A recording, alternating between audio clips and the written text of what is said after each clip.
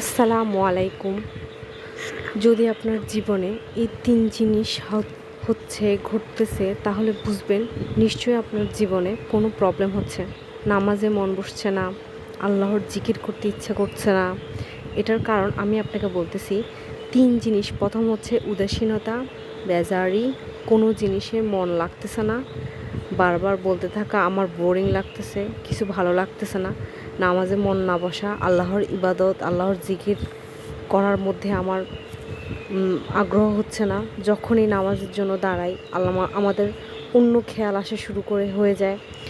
রিজিকে বৃদ্ধি পাচ্ছে না, কারো বাচ্চা হচ্ছে না, তো কারো খাওয়ার কিছু নেই ঘরে।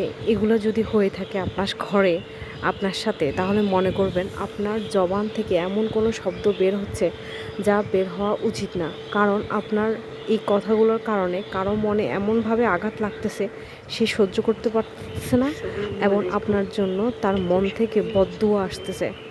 এতে করে আপনার জীবনে আপনার সাথে এগুলো হচ্ছে। আপনি যদি চান আপনার নামাজে মন আসুক, আল্লাহর জিকিরে মন আসুক এবং রিজিক বৃদ্ধি পাক, তাহলে আপনার জবান ঠিক করুন, কারণ এটাই জাহান্নামে সবচেয়ে বেশি নিয়ে যাবে মানুষকে।